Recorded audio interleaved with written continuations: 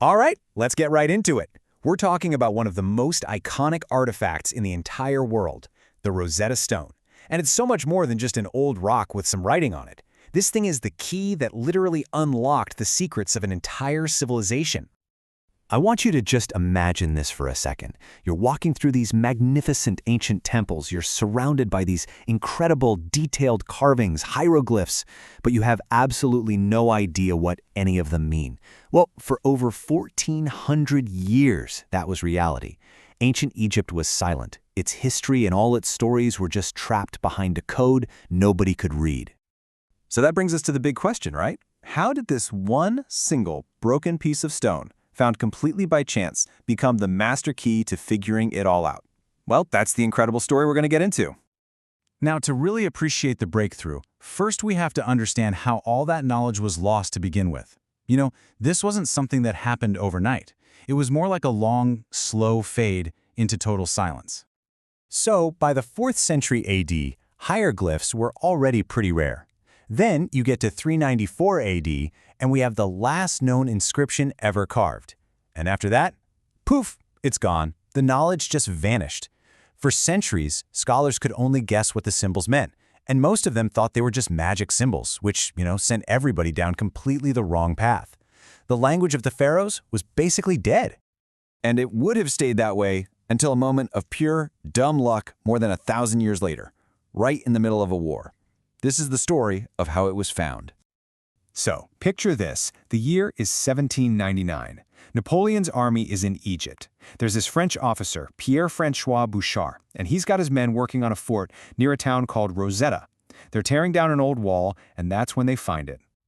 And what they found wasn't some kind of grand treasure. No, it was a 760-kilogram slab of rock that was just being used as regular old building material.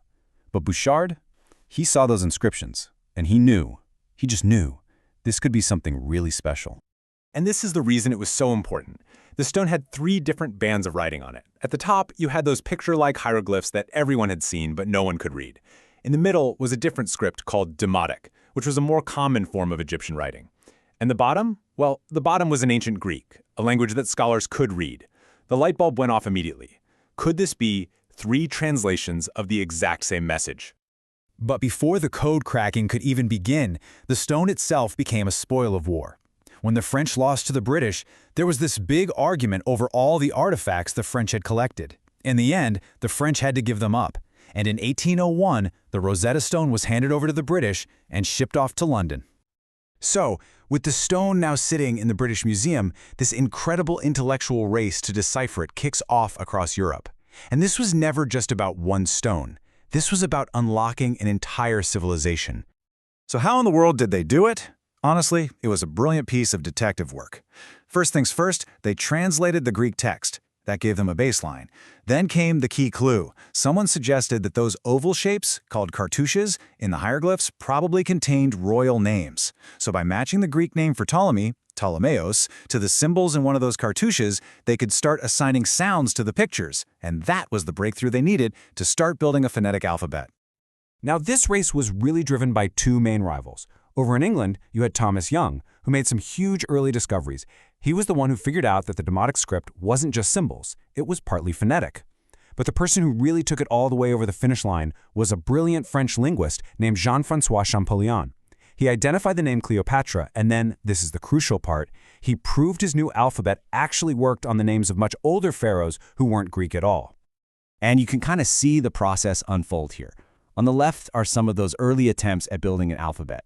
But on the right, you see Champollion's more complete table, the one that really connected the hieroglyphs to their sounds. This systematic approach is what truly cracks the code wide open. And the story goes that when Champollion finally had his big breakthrough moment in 1822, he burst into his brother's office, shouted, "Je tiens l'affaire," which means, "I've got it," and then promptly fainted, just completely exhausted from the sheer intensity of it all. What a true eureka moment. Okay, so the code was cracked. But what did the stone actually say? And what was the real, lasting impact of this incredible discovery? Well, it turns out the text wasn't some lost, epic poem or a pharaoh's secret diary. It was actually a pretty mundane government decree from 1960 BC. It was basically a public thank you note from a council of priests to the young king, Ptolemy V, for giving them some tax breaks and gifts. And the stone we have is just a fragment of the original. This reconstruction here shows you what the complete slab, or stele, might have looked like. It was actually one of many identical copies that were supposed to be set up in temples all across Egypt. But ultimately, the content of the stone itself wasn't the most important part. What really mattered was the key it gave us.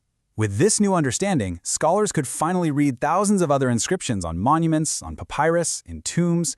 After 1,400 years of silence, ancient Egypt could finally speak for itself again. But the story doesn't end in 1822, not even close. The Rosetta Stone has had this massive cultural impact that continues right up to this very day. It is, without a doubt, a cultural superstar. It is the single most visited object in the entire British Museum, pulling in millions of visitors who just want to see for themselves the key that unlocked a lost world. Now, that level of fame has also led to a lot of controversy. For years, Egyptian authorities have argued that the stone is an icon of their national identity and that it should be returned to Egypt. On the other side of the debate, the British Museum and other institutions argue that it's an object of world heritage and that being in a global museum allows it to be shared with people from every nation. And that debate is still very much ongoing. The stone's impact is so profound that its name has actually become a part of our language. When we call something a Rosetta Stone, we're using it as this powerful metaphor for any essential clue that helps us finally understand something new or incredibly complex. And you hear this metaphor used all over the place. The hydrogen spectrum was called the Rosetta Stone of modern physics. Scientists have referred to certain genes as the Rosetta Stone of immunology. The European Space Agency even named its comet-chasing probe Rosetta, hoping it would unlock the secrets of our solar system's origins. And that leaves us with a pretty cool final thought. You know, from mapping the human genome to understanding dark matter, or even deciphering artificial intelligence, what are the great unanswered questions of our time? And what will be the Rosetta Stones that finally help us crack their code?